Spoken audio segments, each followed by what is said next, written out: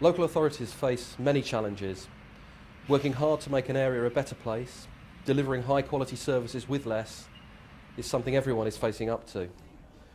The way local people feel about an authority has always been important, but increasingly this will be the way councils are judged, recognised and rewarded. The degree of cohesion in a community affects how people feel about the place they live, the people who live there and the council. The performance of a council may be good or even excellent. Its performance in relation to other local authorities may also be high. But if cohesion is low, it's likely that local people won't hold such a positive view. If sections of a community perceive that things are unfair, this will block messages, the messages you want to convey to them. Emotion always trumps facts. For some, it could be said that the mute button is on. Even worse, powerful and pervasive negative stories can develop. Stories that create and reinforce myths and make the problem much, much worse. They put their own interests first. Councillors first, everybody second. It's a recession on, they get a pay rise. They sort out their own pensions, they do their offices out.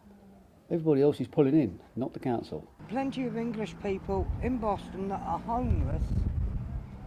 And they can't get houses because they go into the foreign workers or foreign people that come over here. They get everything. They get cars, they get accommodation, they get clothed, they get furnished.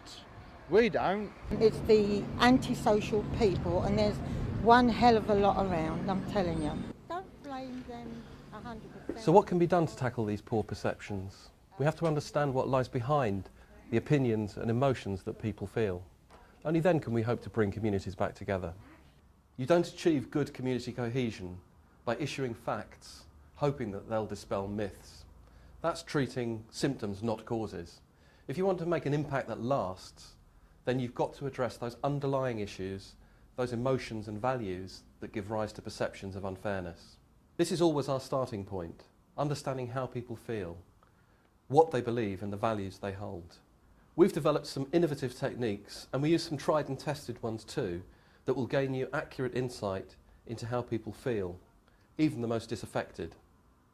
We get beyond the superficial to the underlying values and emotions that determine people's opinion and behaviour. We'll map the communication that's taking place in your neighbourhoods. We'll tell you who's doing the talking, what they're saying, who they're talking to, and where they're doing it. We'll tell you the story that's being told about you that some people may not dare to tell you themselves.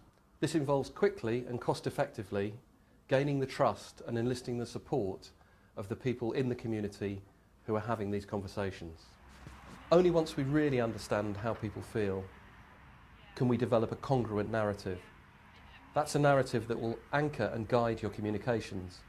It has to be an emotionally intelligent framework, one that will enable you to convey your messages in ways and using language that will resonate with your key audiences. You need to know what people are really saying about you in the community, what they really think. We recruit local people from the community, the people who are already doing the talking to their friends and neighbours, the people who are already trusted.